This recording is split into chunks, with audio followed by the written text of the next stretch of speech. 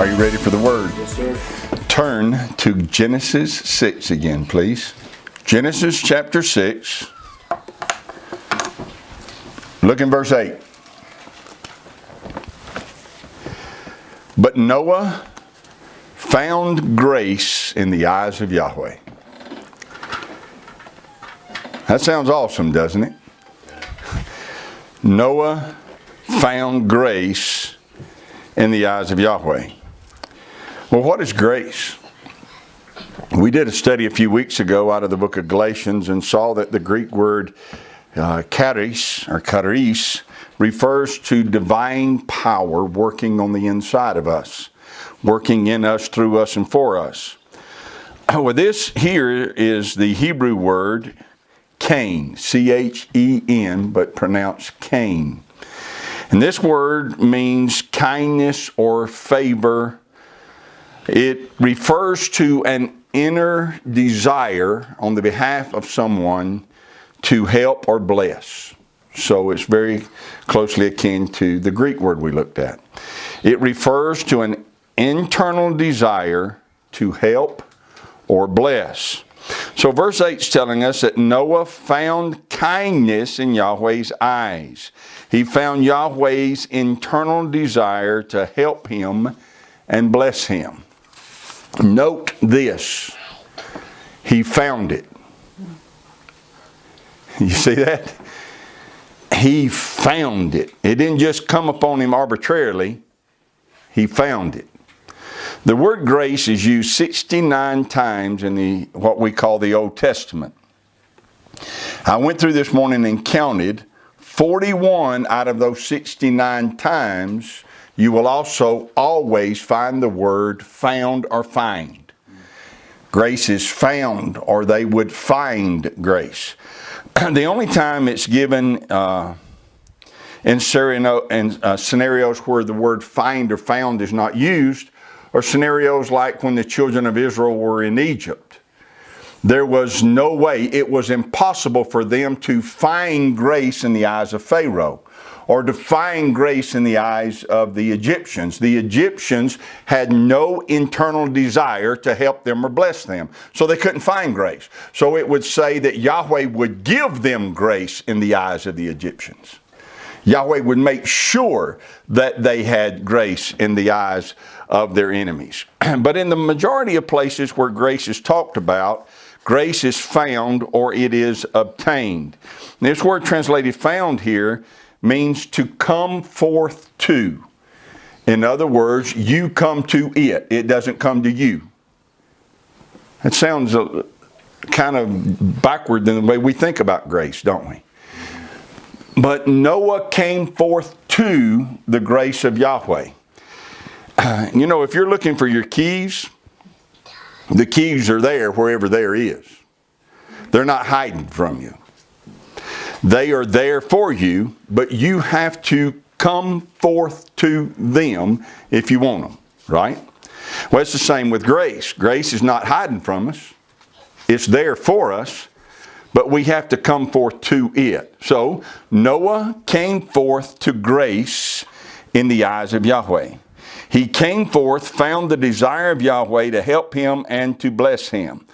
Thus, the first thing we need to acknowledge this morning when we talk about the grace of Yahweh is this: if we're going to have His grace in our lives, we're going to have to go forth to it. All right? Well, how do we do that?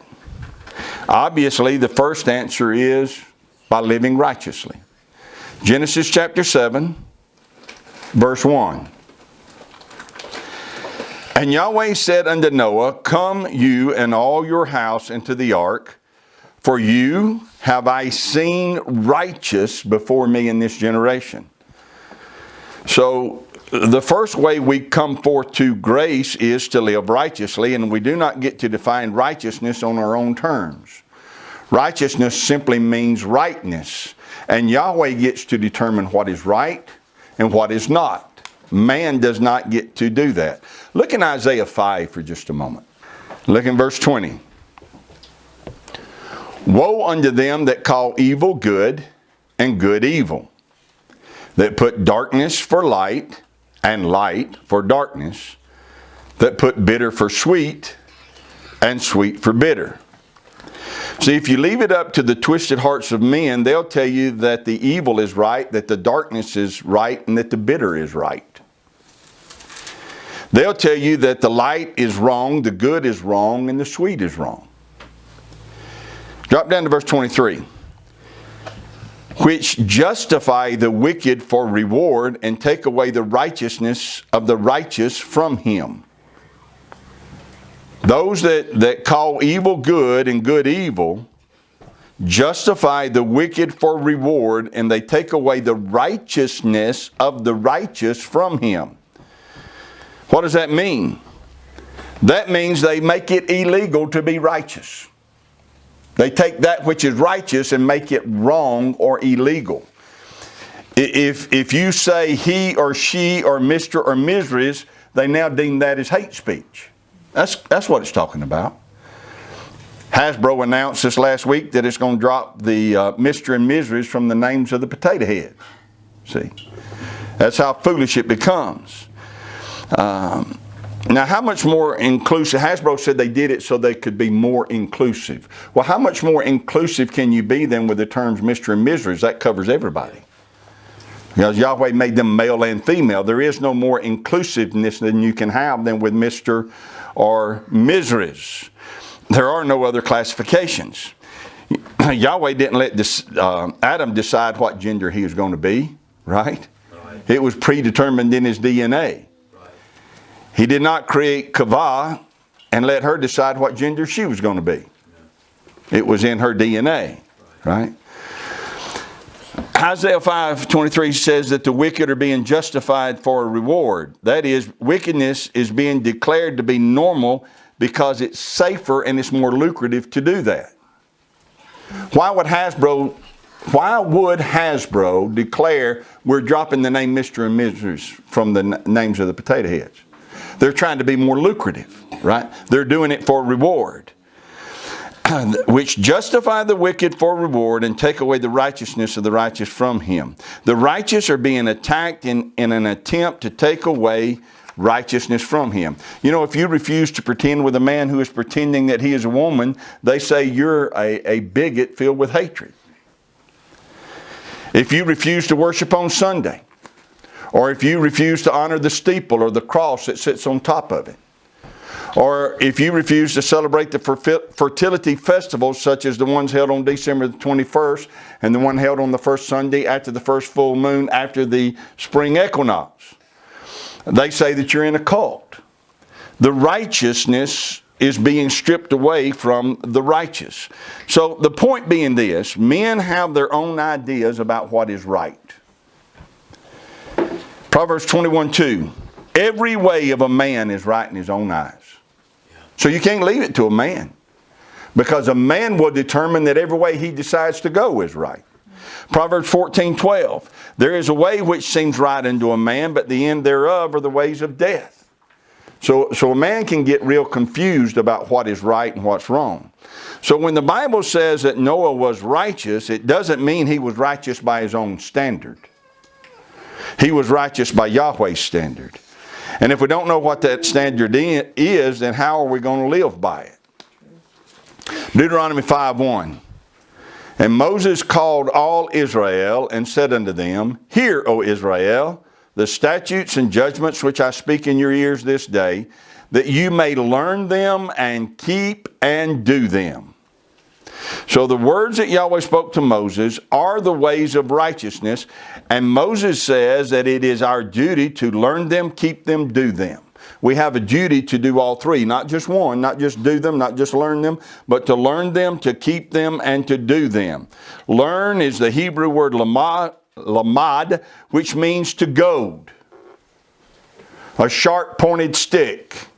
So we are to make ourselves so familiar with what is written in Torah that when we're living our lives, the Word of Yahweh pokes us about the right decisions to make and the right behaviors to display. Keep is the Hebrew word shamar, which means to guard, protect, and build a fence around. So once you learn Torah, there are going to be forces that go to work to try to take it away from you. and to take you away from it. So he said, not only learn them, but keep them. Do not allow it to be taken away. Friends, family, and the world try to get you to forsake any compliance on your part to Torah. Do not allow that to happen. There's always a temptation to back down and to back away from full compliance to what is written in Torah. You must not ever give in to that pressure. Guard it, protect it, build a fence around it. Because without it, you can't live righteously. Right. And if you can't live right, then you'll never find grace. Do is the Hebrew word asah, which means to do, to accomplish, or to advance. So to summarize Deuteronomy 5, learn it, get it in you so that it can goad you, protect it, don't let anybody talk you out of learning it, and then do it. Well, that's how Noah found grace. Noah came forth to it by living righteously. Now that we know what grace is and how we find it, let's ask ourselves this question. What am I going to do with this grace when I find it? Noah found grace. What was its purpose? What did he do with it? Did he just sit around and bask in the knowledge that Yahweh was pleased with him? Is that what it means to find grace? Does it mean that we sit on our deck, sip coffee, and contemplate how much Yahweh loves us? Well, we ought to contemplate how much He loves us, shouldn't we? Yeah. But that's not the purpose of grace. Grace, kain in the Hebrew, is the internal desire of Yahweh to help us or bless us. So Noah came forth to the place of obtaining the help and blessing of Yahweh. Well, ask ourselves this question. What is Yahweh going to help Noah do? Everything. Or we could say it this way, a lot. Did Yahweh deliver Noah and his family? Or did Noah deliver himself and his family? And the answer is both. Just read the text of Genesis 6, 7, 8, and 9, and you will discover that both did. Listen to this in Genesis 6, verse 12. And Elohim looked upon the earth, and behold, it was corrupt, for all flesh had corrupted his way upon the earth. And Elohim said unto Noah, the end of all flesh is come before me, for the earth is filled with violence through them, and behold, I will destroy them with the earth. Make you an ark of gopher wood. Room shall you make in the ark, and shall pitch it within and without in pitch. Look at verse 14 very carefully. Verse 8 said that Noah found grace. Verse 14 tells you why he's going to need it. He's going to need it to build an ark. Yahweh is not going to build it for him. Yahweh is not going to have others build it for him. He said, make you. You are going to have to build it yourself if it gets built. Now, how much time is that going to take? A long time. A long time. How many resources is it going to need? How much money is he going to need? Finances, something to obtain those resources. How much labor is it going to require? A lot. Genesis chapter 6, verse 3. Yahweh said, my spirit shall not always strive with man, for he also is flesh, yet his day shall be 120 years. That doesn't mean that men are going to live to be 120 years. It means that the flood's going to come in 120 years, and people better get ready for it. He's given them space to repent. They have 120 years. Now, we don't know exactly when Yahweh told Noah to start building, but it's somewhere near the beginning, I think, of this 120-year countdown. The Ark in Kentucky, anybody of you ever been up there to see it? We need to go one day. Just as an assembly, we ought to go up there and have assembly. convocation up there. It is phenomenal. Marie and I had gone to Pennsylvania a few years ago, and on our way back, we purposely went through Kentucky so that we could tour this ark. It is phenomenal to behold this thing that is a replica built to the specifications outlined in the book of Genesis. With all of the construction equipment we have available today, and construction crews and construction tools that we have today, it took them 7 years to build that thing. 7 years. So it's not unthinkable that Noah had to labor for some 100 years to get the job done, give or take a decade. It was a lot of work with a lot of resources, a lot of finances to get this thing done. I forget how much money they spent on this one up there in Kentucky, but it was into the millions upon millions of dollars to get that thing built. If you go to one in Kentucky, you're going to be astounded, and you will then completely understand why Noah needed grace. He had a lot of work to do. He could not pray that boat together. He could not faith it together. He could not confess it to be. He had to do it with the sweat of his brow.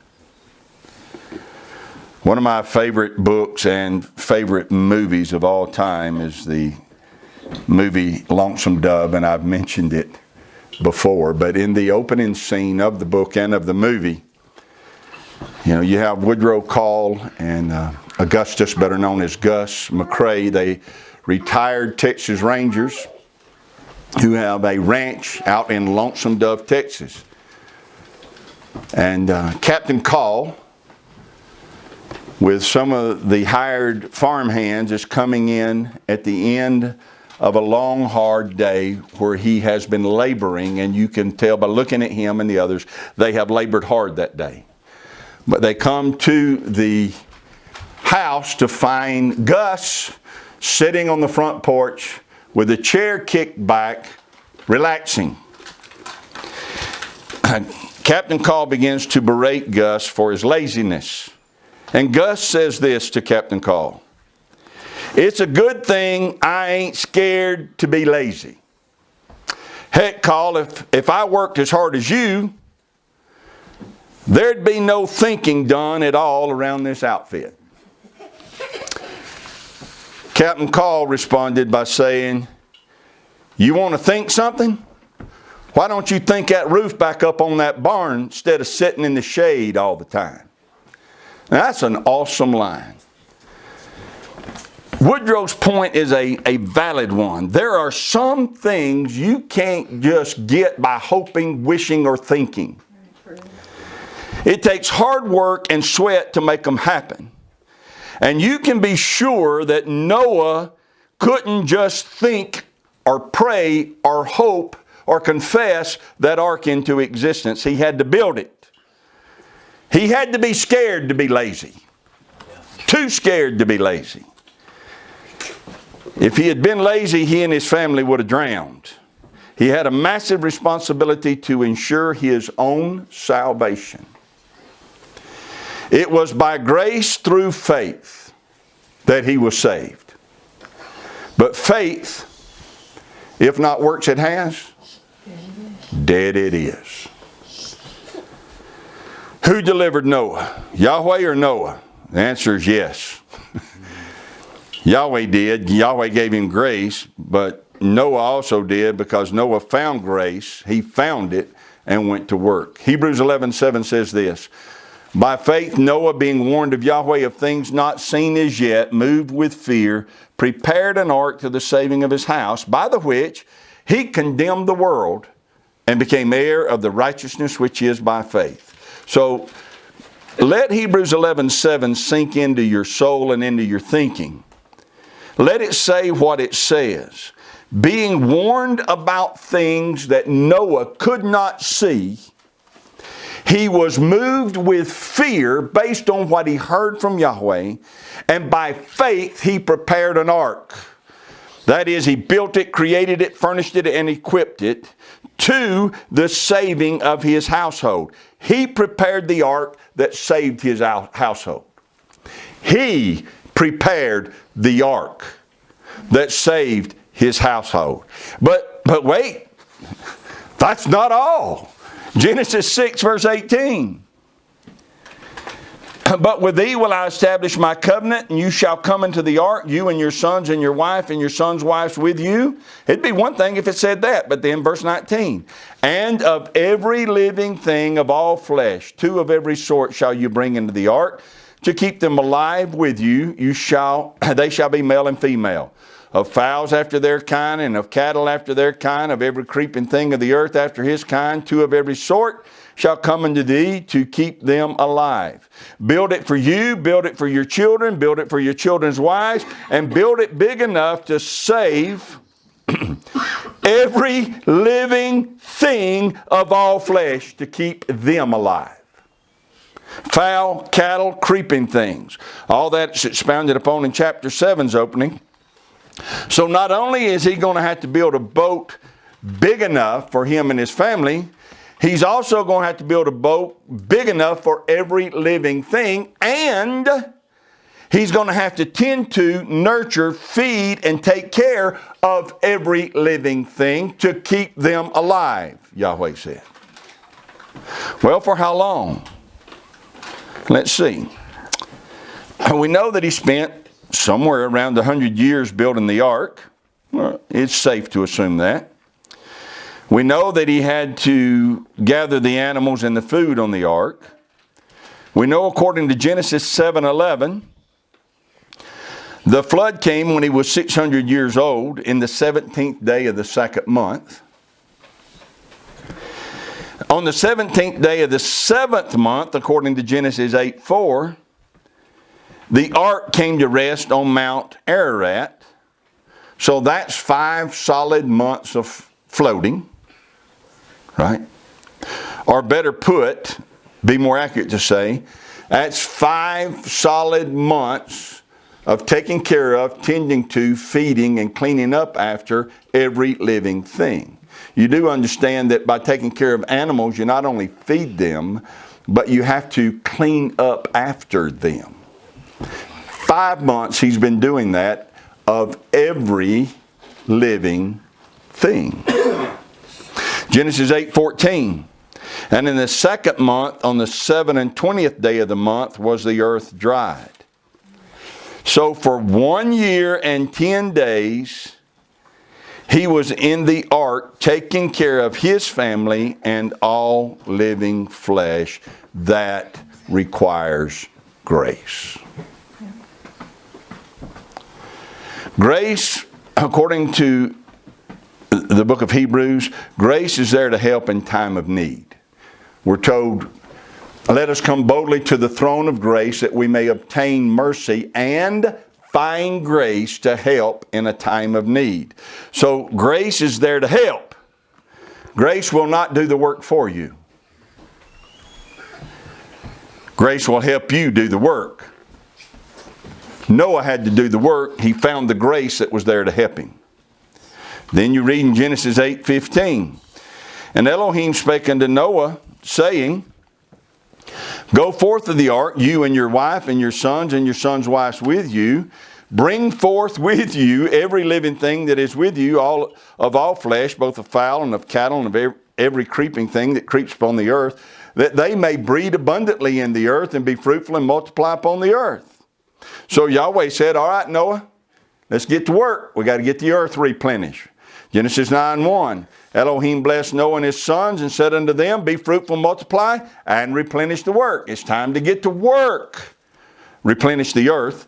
It's time to get to work. Get this thing going. Genesis 9:20. Noah began to be a husbandman, and he planted a vineyard. So Noah got off of the ark and went straight to work. He had work to do. He found grace in the sight of Yahweh, grace that he was going to need. As I pondered these things this week, my thoughts began to consider, why did Yahweh do it like that? He didn't have to. There was nothing decreed or written down that he had to do it this way. Could he not have just pulled Noah up into the heavens and kept him there until it was over and then put him back? A rapture?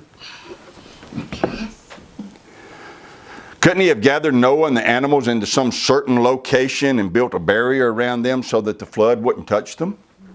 We know he split the Red Sea. He caused the waters to stand up on this side as a wall. He caused the waters to stand up on this side as a wall. Couldn't he have put Noah and every living creature that he wanted to save in a certain area and put up this same spiritual barrier wall so that everything else got flooded except where they were? We have to consider he could have done that.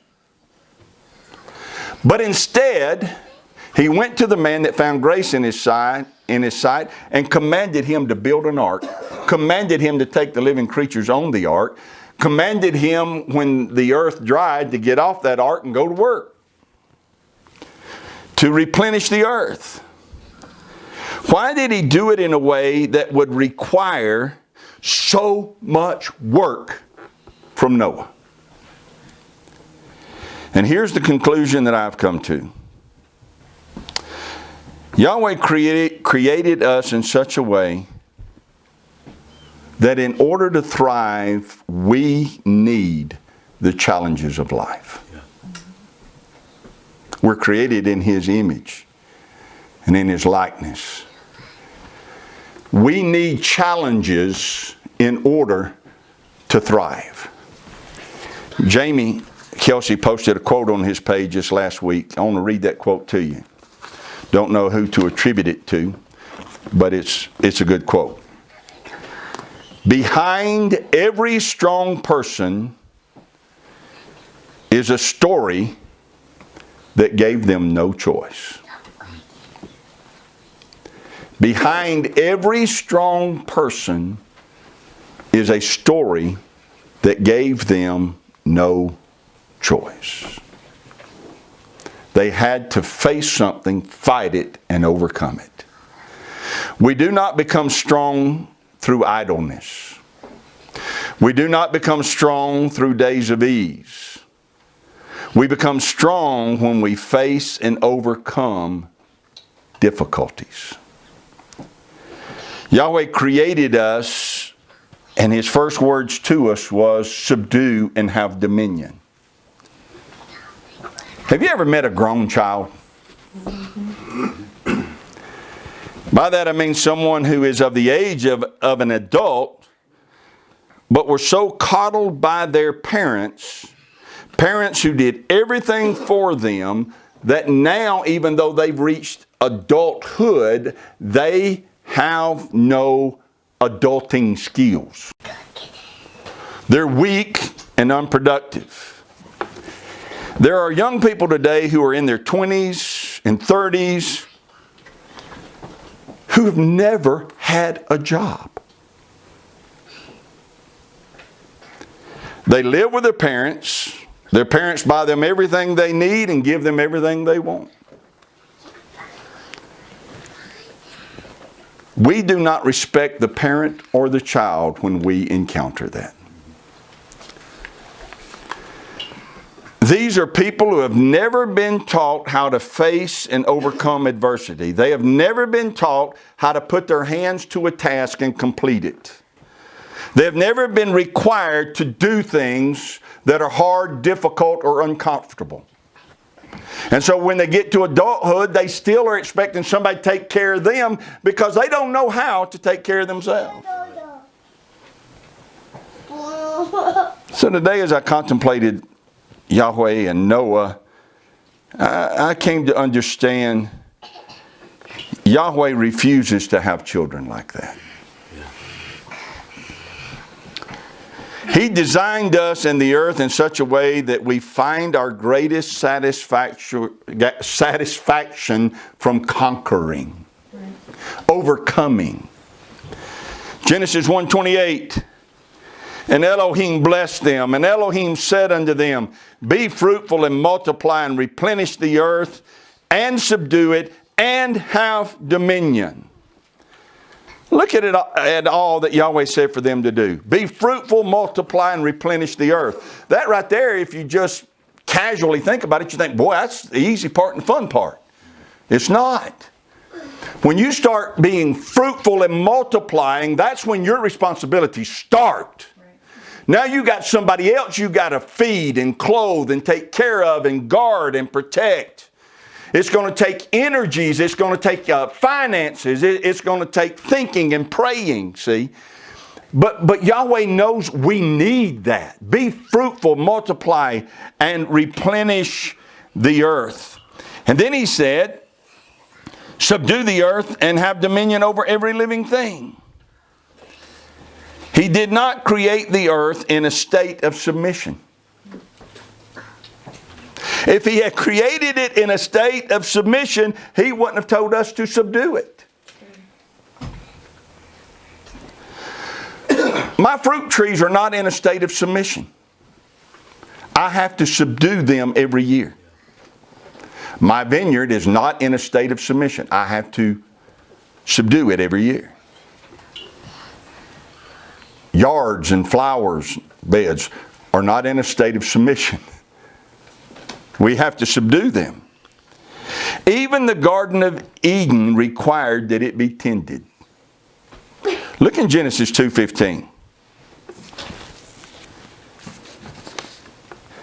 I think we have a misconception about what this garden was. Look in Genesis 2:15. Yahweh Elohim took the man, put him into the Garden of Eden to dress it and to keep it. Yahweh never intended for us not to work. He put man in the garden and gave him work to do. Dress means work, toil, serve. It can also mean enslave. So he told Adam to enslave that garden. Bring that garden into submission to you. Cause it to produce for you. You are in charge. Bring it into submission to you. Well, would he have had to tell him that if the garden was already in submission? No. Yahweh never intended for Adam to lay in a hammock and drink wine and eat fig preserves. He intended for Adam to work. Keep it means guard it and protect it. Now that should immediately cause us to sit up and perk our ears. Wait a minute, keep it. Guard it from what? Guard it from who? Protect it from what? Protect it from who? He wouldn't have said guard it if it didn't need guarding. There's something out there that Yahweh is warning Adam about. And he said it's up to you to guard it and to protect it. I've said all of that to say this. I think we have a misconception of what it means to be blessed and to have grace. We've been led to believe that when we're blessed, we have no difficulties. We've been led to believe that when we have grace, we are protected from the troubles of life. But the truth is that the opposite of that is true. It is entirely possible to say it this way. The greater the struggle you're facing, the more of Yahweh's grace there is upon you. I'm not saying that bad things are a blessing. They're definitely not.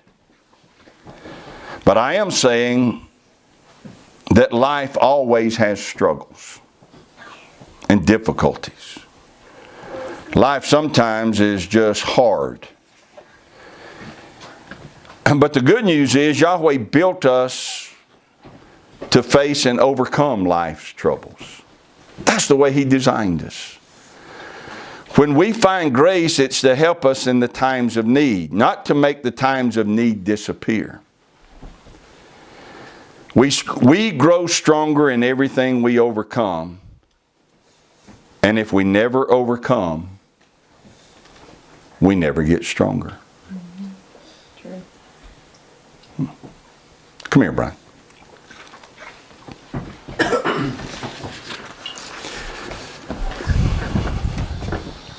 Do this for me.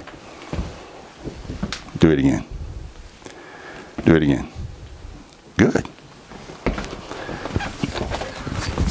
Now do it. Do it again. Attaboy. All right, now I want to ask y'all a simple question. Which one of those was the easiest? First one or the second one? First one's easiest. First one's the easiest. Which one is going to make him the strongest? The harder one. The second one. We used to refer to going to the gym as weightlifting. He's a weightlifter. You lift weights. Weights are heavy loads. Weights are not designed to destroy you. They're designed to make you bigger, stronger, so that you can lift heavier and heavier. Today, there's a new term that they use, and I like it. It's called not so much weightlifting, it's more often referred to as resistance training. I like that term. In order to improve your look or your strength, you have to be willing to face resistance. And the more resistance you're willing to face, and the more frequently that you face it, the stronger you become. And the healthier you become. Yahweh has designed us so magnificently. If I decide today I want to be a runner, I just decide that I am going to be a runner. And I go out there, not on the Sabbath, but on another day, and I run. I could run for a while, but I wouldn't be able to run for very long or very far. And I come back and I rest. And the next day I get up and I do it again. And the next day I get up and I do it again. And the next day I get up and I do it again. My body says, hey, this Steve guy that lives inside of us has decided he wants to be a runner. We need to do everything we can to make sure that this vessel will help him accomplish that. And my body will start stripping fat off. And if I decide that I really want to be a long distance runner, it will even begin to strip muscle off of this frame. And it will make me into a lean, mean running machine. But if I woke up in the morning and said I want to be a power lifter, or I want to be a bodybuilder, and I went to do resistance training, the first day I might not be able to deal with much resistance, to move much weight, to take on too heavy a load. And if I do it, I'm going to come home and I'm going to hurt, because it tears those muscles down. But if I get up the next day and go back and do it again, and I do it again, and I do it again, my body says, hey, this Steve guy that lives on the inside of us has decided that he wants to be a bodybuilder or a power lifter. Let's turn this body into the most efficient vessel possible to make that so. And it will begin to strip out fat. It'll begin to strip fat away. And those muscles that I tear down at night, the body will begin to rebuild them. But it won't rebuild them the same way they were when I tore them down.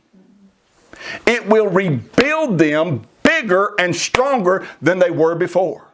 And 3 days later, I tear them down again, and the body says, wow, he's just determined, and it will build them back bigger and stronger. And so I strip them down again, and it gets harder and harder and harder to strip them down. It takes more resistance and more weight. It's just difficult, but you strip them down again, and the body says, wow, all right, we're going to build them back bigger, and we're going to build them back stronger this time.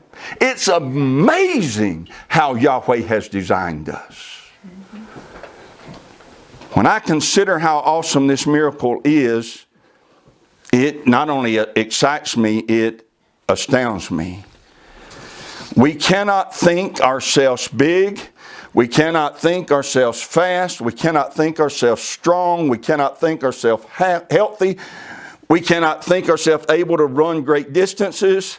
We cannot hope it to be so or pray it to be so. But Yahweh so designed us that if we will do the work, the results will come.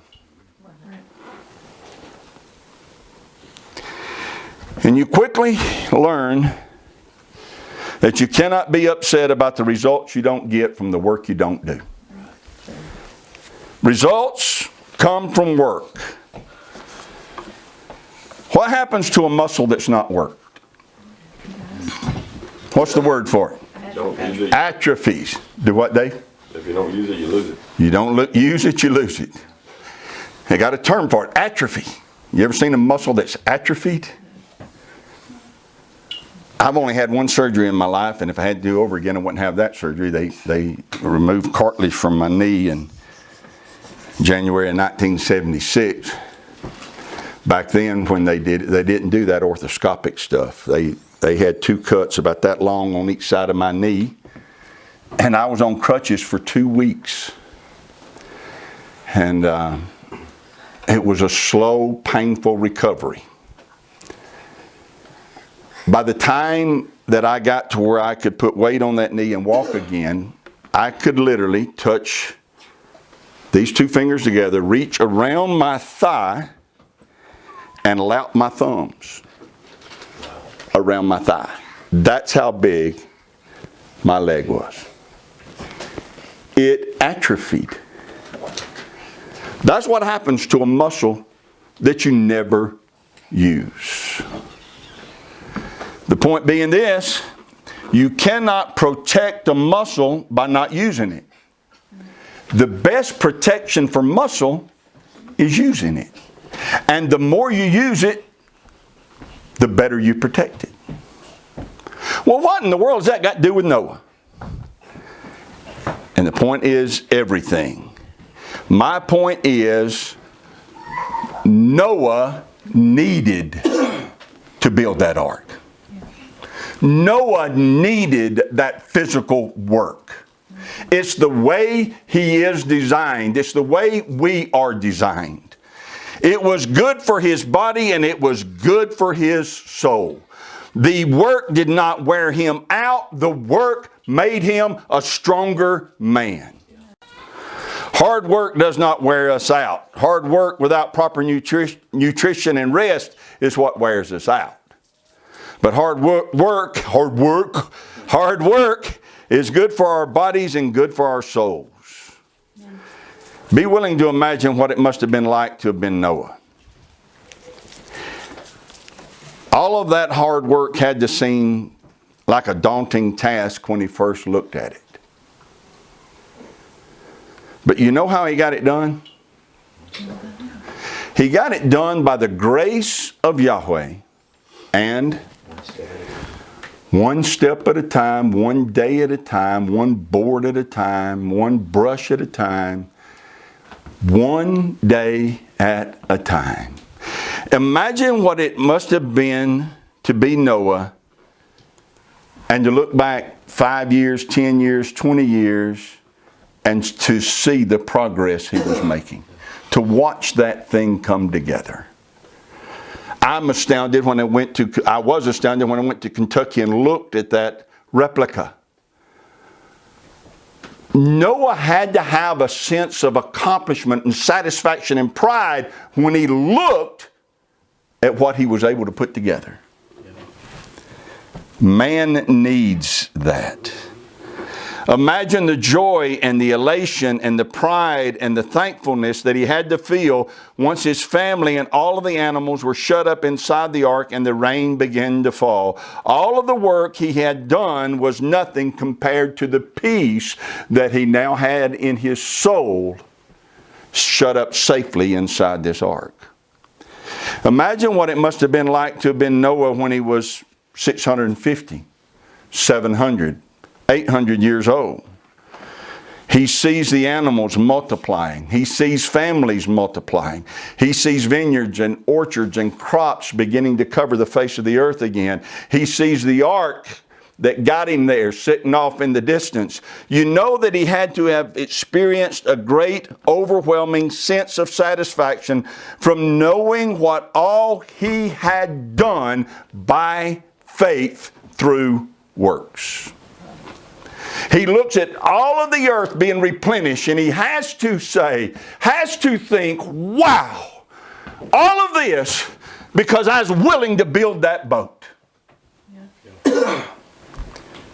Yahweh wants us to experience those times of satisfaction. And they can't be given to you. There's no way He can just walk up and hand us satisfaction. There's no way He can walk up and just hand us a sense of pride. You have to be willing to face resistance. You have to be willing to lift heavy loads. You have to be willing to guard, protect, face, overcome, subdue, and have dominion. When life gets hard, we have to look for answers. We have to bow our backs, and we have to keep moving forward. We have to be tough in tough times. We have to use our strength to get through the day. And if it doesn't seem like we have the strength to face what we're facing, Yahweh made us so that if we'll use what strength we have today to do the best we can while we're sleeping, He'll give us more. And the next day we get up and use that. And when we're sleeping, He gives us more. And we get stronger and stronger and stronger if we just keep moving forward. If we want more faith, then we have to use the faith we have today. If we want more victories in prayer, then we have to pray more, even if it doesn't seem like we're getting the victory. If we want more understanding of Scripture, then read it and read it and read it until the understanding comes. If we want to be victorious, there's no way to do that without fighting until we get the victory. Yahweh will not coddle us, but He will strengthen us for every battle we face. He designed us to overcome, subdue, and have dominion. And He looks for people who are willing to take on the greatest task. He looks for people who are willing to take on the greatest task so that He can give to them the greatest measures of grace. If we're not willing to do anything, we don't need grace to help us do nothing. The greatest measures of grace are for those who are willing to take on the greater task or who are facing the greatest difficulties. Facing hard times triumphantly is the gospel message. Go to Matthew 24 and we'll start heading toward a close. Matthew 24, look in verse 9. Speaking of the end times, Yeshua said this: Then shall they deliver you up to be afflicted, and shall kill you, and you shall be hated of all nations for my name's sake. That doesn't sound lovely, does it? Doesn't sound like a rallying cry. Verse 10. And then shall many be offended, and shall betray one another, and shall hate one another. So verse 9 causes many to become offended. Many become offended because of everything verse 9 says is going to happen happens. They thought if they came into the kingdom, they'd be protected from all that. They didn't know that coming into the kingdom was going to bring about all of that. So they get offended. Verse 11. Many false prophets shall rise and shall deceive many. All of this follows one thing upon the other. The hard times come, many get offended, then false prophets rise. False prophets take advantage of the nature of men to prefer a gospel that preaches that if you live for God, then you won't face difficulties. Most people believe that, think that, and want that. And so when it gets hard, they get offended and want to pull away. False prophets come taking advantage of that and say, hey, I can make money off these people. I'll preach a gospel to them that tells them they're supposed to be happy and blessed and healthy all the time and never face any hard, difficult things in life. False prophets arise and deceive many. Many flock to hear these messages that they're supposed to be blessed and never face any hard times. Verse 12. And because iniquity shall abound, the love of many shall wax cold. The iniquity means lawlessness, so the gospel they preach is centered in lawlessness. Therefore, those who buy into this gospel lose their love for Yahweh and instead love the blessing that they expect to receive by believing. So the lawlessness is connected to the false preachers. The false preachers have to preach lawlessness because the only way that you can eliminate persecution is to live lawlessly. If you live by Torah, by definition, it's going to bring persecution. So they have to eliminate the law so you don't have to do it. You just go with the flow, live like the rest of the world's living, and that eliminates the persecution. You see what I'm saying? So it all one upon the other. Verse 13. But he that shall endure to the end, the same shall be saved. Endure what? Verse 9, they shall deliver you up to be afflicted, kill you, you'll be hated of all nations for my name's sake. You have to endure that. Endure means to have great fortitude, endurance, to persevere, to remain steadfast. He that has fortitude and remains steadfast shall be saved. Verse 14, this gospel of the kingdom shall be preached in all the world for a witness unto all nations, and then shall the end come. This gospel, not the gospel the false prophets are teaching. This gospel, the gospel that says you're going to be afflicted, killed, and hated, that gospel has to be preached. Keep on standing, keep on fighting, keep on persevering. You will be saved, is the gospel that has to be preached. James 1 says this, my brethren, verse 2, count it all joy when you fall into divers temptations. That word count is an interesting word. It's amazing how many of them are, right? But that word count is a very interesting word. You'll also see it translated this way. Sometimes it's translated as govern. And sometimes it's translated as, or at least once it's translated as, have the rule over. So go back and look at James 1:2, or listen again to James 1:2. It says this, when you fall into different kinds of tests and trials, have the rule over your joy, or govern your joy. When tests and trials come, you take control of your joy.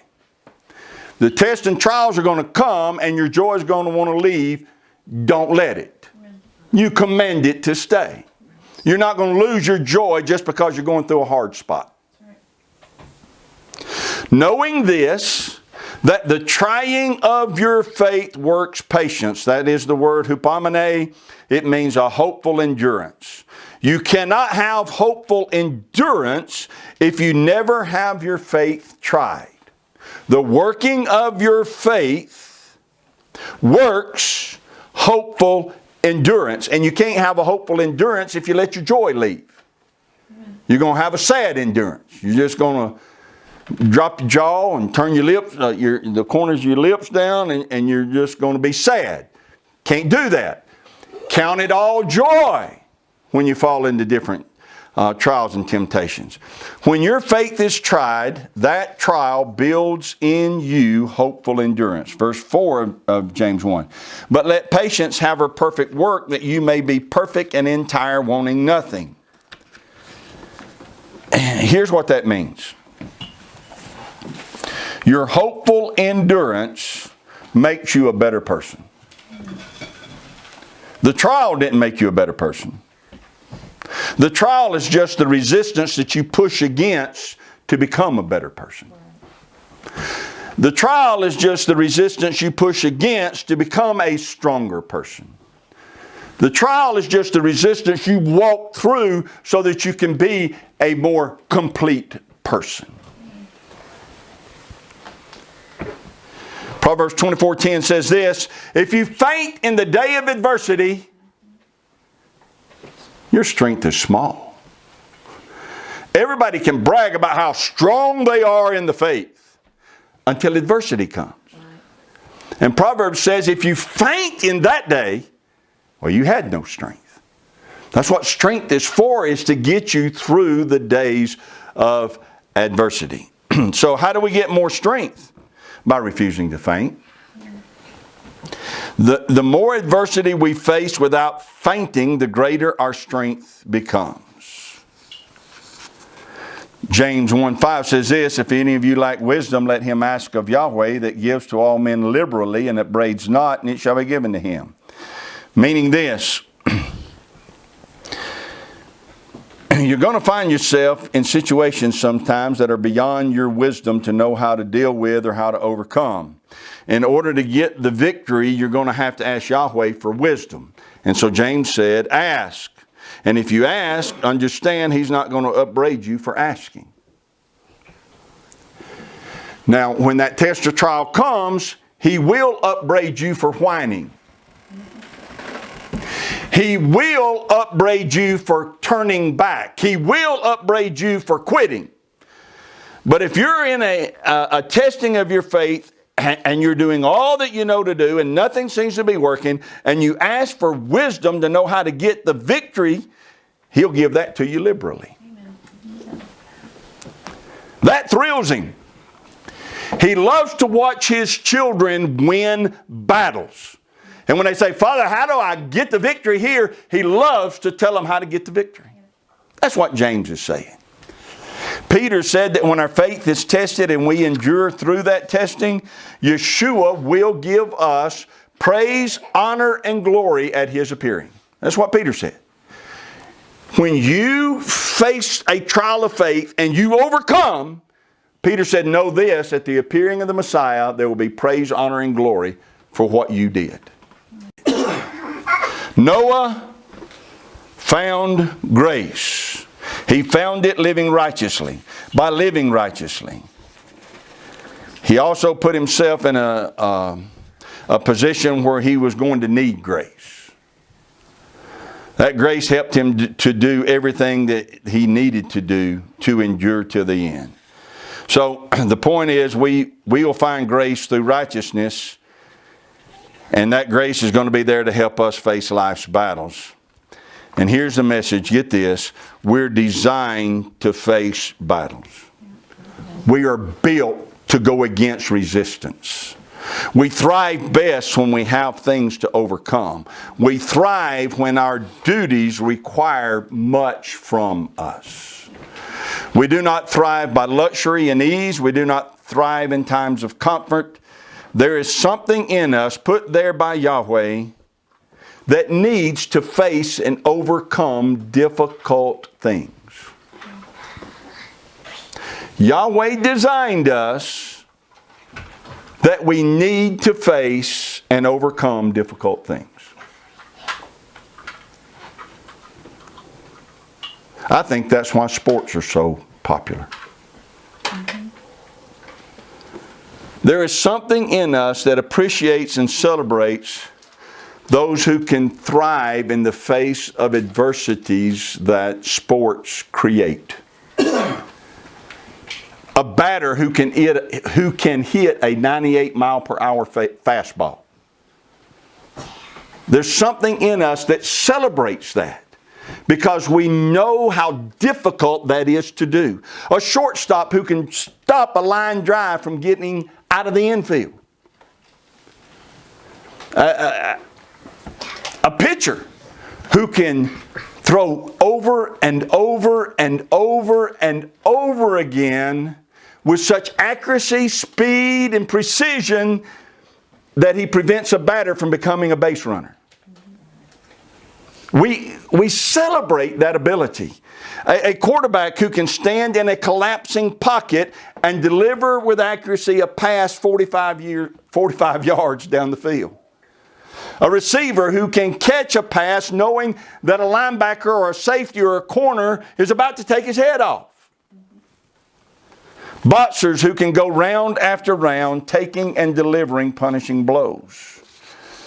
I think sports reveal to us that there is something in us put there by Yahweh that thrives when it faces and overcomes difficulties. said it before, I say it again. 90,000 people don't show up to just sit and watch a quarterback throw a football downfield. But you take a quarterback and you put 11 people over here whose main goal is to make sure he can't throw a pass, and give him 10 people to try to stop them from stopping him, and we'll pay big money to watch that battle take place. There's just something in us that needs that kind of victory. When it comes to life, we've mistakenly thought it was supposed to be trouble-free and easy.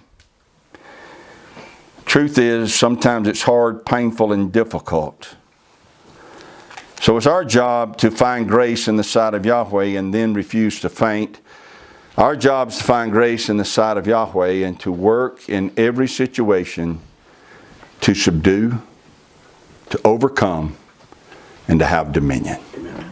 Noah needed to build that ark. And for us to become who Yahweh wants us to be, we need to face and get the victory in the things that we have to face. Yes. Yahweh bless you and keep you. Yahweh make His face shine upon you and be gracious to you. Yahweh lift up His countenance upon you and give you peace. As His name is put upon you, so shall He Himself bless